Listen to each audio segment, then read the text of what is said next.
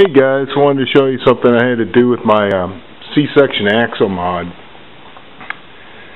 So, once I got it all together, I was pretty tired. It had been a long day, so I didn't really look at it that close. And got up to the house, and I could tell I had introduced positive camber. Which you don't want, man. You don't want any kind of camber at all on this axle. And the reason that it introduced positive camber is because I was using these screw bosses. Screw bosses, I don't know why I thought this, would be parallel to the ground. They appear to be. They have that appearance of perhaps being parallel to the ground, but once I got them up against something like this, where I could take my digital calipers and measure from here and measure from here, I was seeing about a millimeter difference, and that really looks huge on the vehicle. You would think that those would be parallel to the earth. They appear to be. They look like they are. They look like the screw bosses are parallel, but they aren't. They're just slightly kinked to one side. I'm not sure why, just the way they did it. You know, they weren't expecting somebody to stick some C-sections on the end of an axle, were they? So it wasn't like they prepared that for me. Hey, I wanted to show you the problem I introduced when I stuck these C-sections on the axle. There's two things that happened.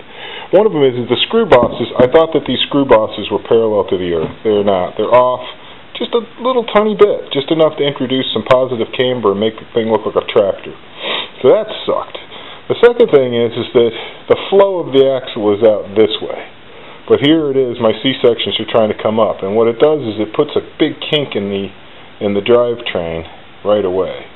And the way I'm going to fix all of this, so I can get my knuckles parallel to the ground, have zero camber, is I'm going to heat form this. I'm going to heat it, I'm going to bend it right past the screw holes here, so it angles down. Then I'm going to heat it again, I'm going to bend it so that this is parallel to the earth. Then I'm going to make another one on the bottom, and I'm going to do the same thing. But what I think is going to happen here is that if I don't make the bottom one longer, you can see how that's angled. If I don't make the bottom one longer, what's going to happen is I'm just going to reintroduce the camber and kink everything. So what I think I got to do is I think I got to heat form the top ones first, and then heat form some bottom ones, but not drill the hole. And then eyeball it and make sure I got my hole lined up perfectly. And make sure that the hole that I'm drilling is perpendicular to the earth. And then I will have zero camber. I just want to show you guys my latest handiwork here. I had introduced a little bit of positive camber when I did my first C-section mod. And I figured out how to correct that by heat forming the Lexan and bending it in a very precise way. A lot of Lexan dust on my crawler, man. I just noticed that. So, got rid of the positive camber. And while I was at it, I thought, what the heck, let's go ahead and do a behind the axle steering setup. Let me show you how that worked out. There's no link bind, nothing binds. Turn it all the way to one side. The only problem I'm having is that the screw head hits the motor if I'm in the upper screw hole position. From the lower screw hole position, no problems.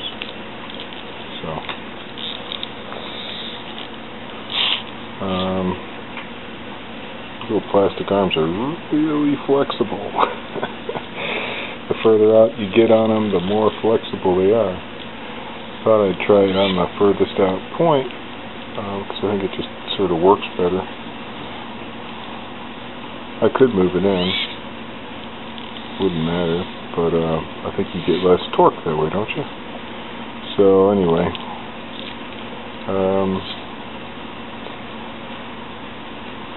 sort of nudging the tires around here. My servo is dead. I just used it for mock-up.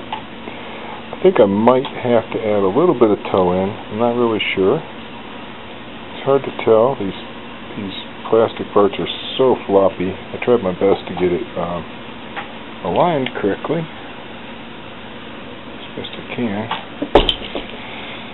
So let's have a look at it.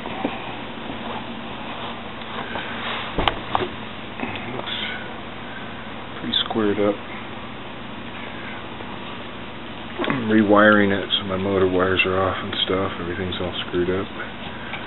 Changing over to these plugs here that are on the little batteries, XT60s.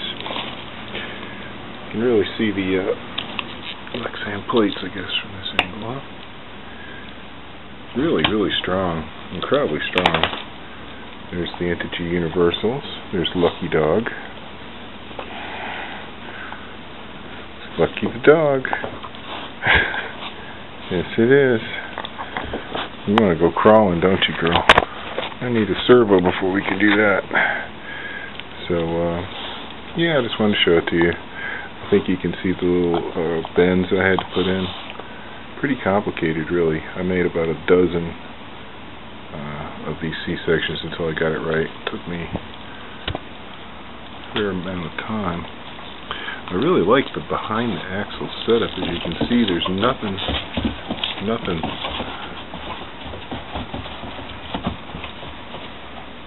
Okay, there's nothing to catch anything anymore, except the the giant C-section.